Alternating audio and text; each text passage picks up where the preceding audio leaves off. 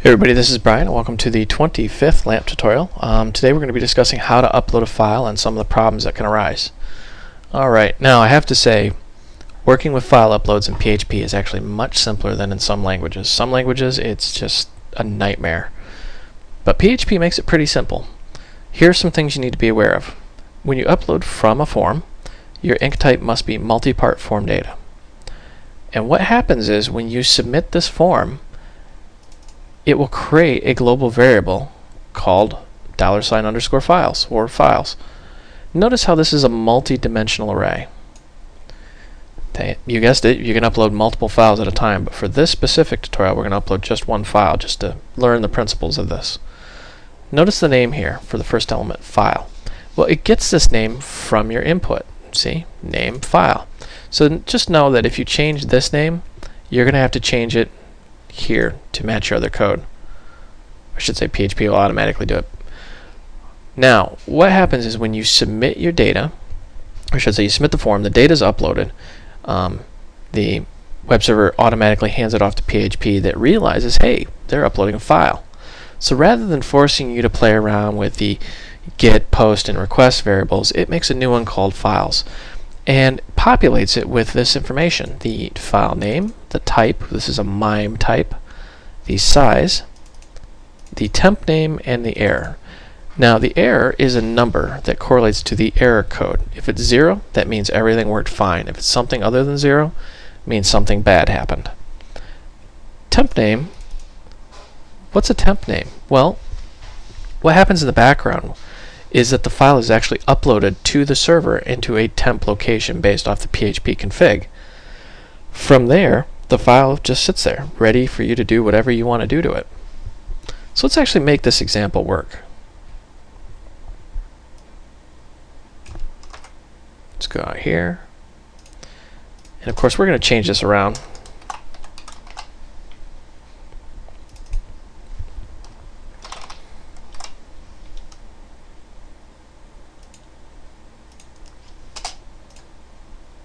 So we're just going to post into ourselves here, and we're going to grab that other code super quick.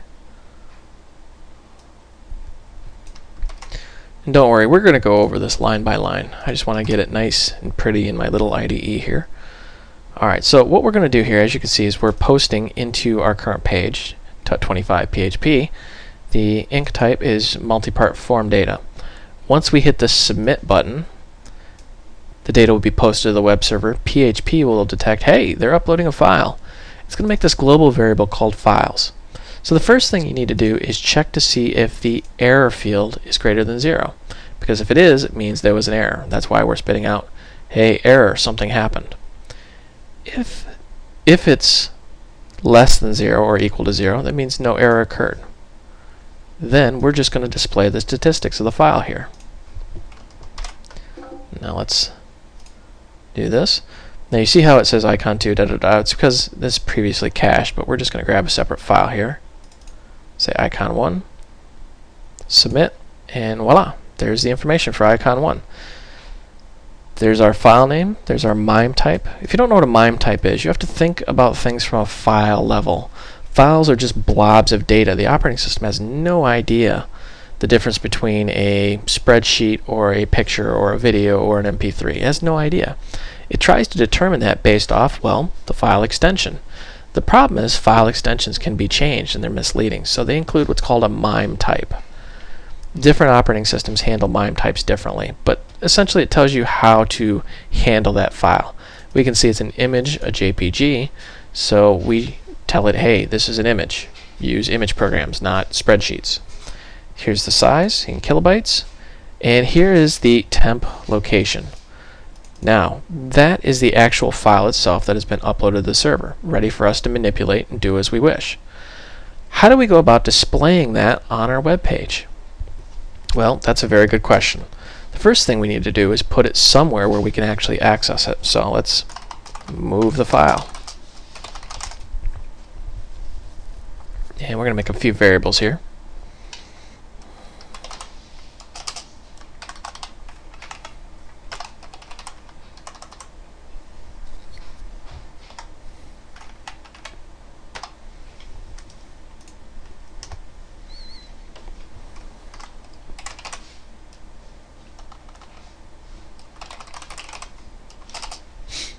We're just going to simplify this a little bit just so we can see what's going on here.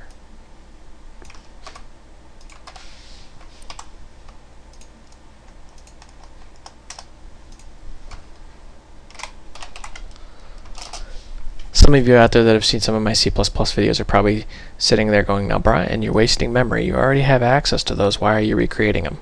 Well, just for simplicity's sake and for illustrative purposes.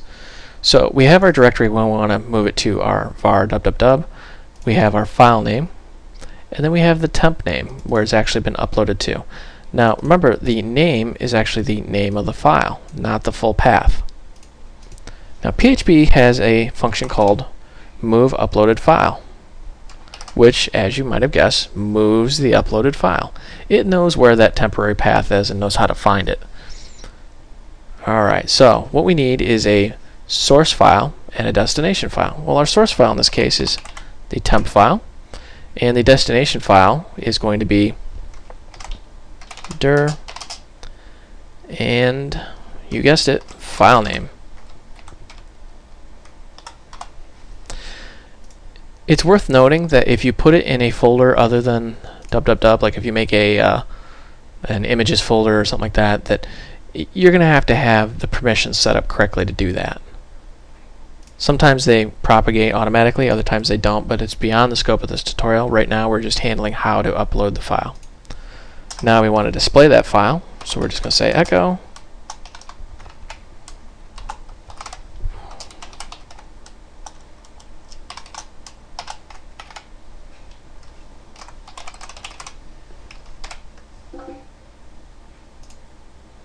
and we're going to repost that data.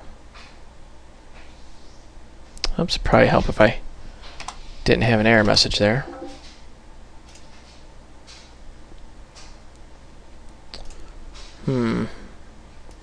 Oh yes.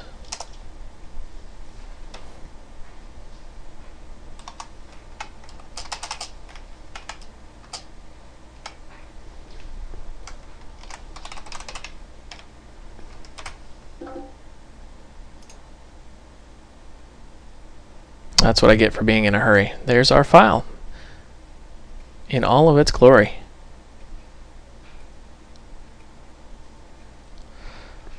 So once again, let's kind of look at this real quick and see what's going on with this code.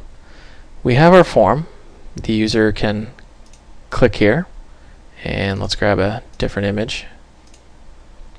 Once they submit this, it's posting back into itself using the inc type of multi-part form data.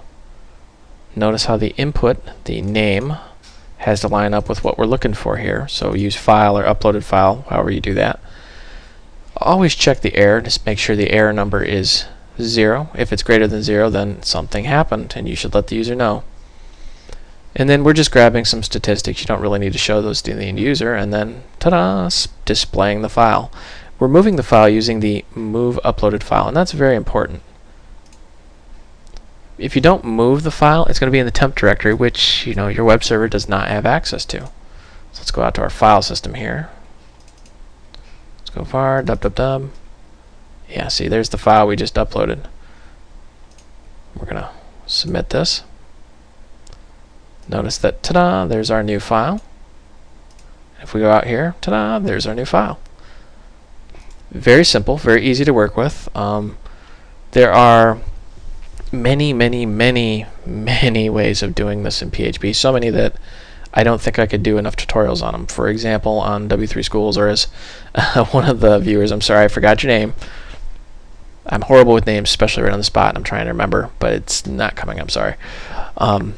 Like, here's a good example. He calls us W3 Fools, not W3 Schools. I thought that was pretty funny. But they do show a pretty good example of how to filter for extensions. For example, if files, file type equals, etc., then blah blah blah. Important note that the for IE to recognize JPEG files, they must be PJPEG. Firefox will be JPEG. And I think the reason why he calls them W3 Fools is because their information is not 100% accurate 100% of the time. I've worked with IE in the past, and I do know they do take MIME types of JPEG. So that's how that works. Let's see.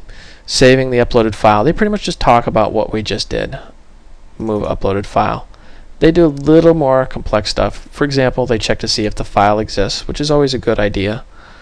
If the file already exists, displaying error message, otherwise move it. That's all for this tutorial. Pretty complex topic, but PHP makes it very simple. Trying to think if there was something else. Oh yes, directory permissions. If you are in a real world situation and you're trying to upload a file and you keep getting error messages, and let's say you have like a new folder, we'll just call it images. We'll go out and look at the properties of that, because chances are you might not have permission to actually move the file. See, access, you need create and delete, things of that nature. It all depends on how your web server is set up and under what username your web server is running and PHP is running. So that's all for now. Thank you for watching. I hope you found this educational and entertaining.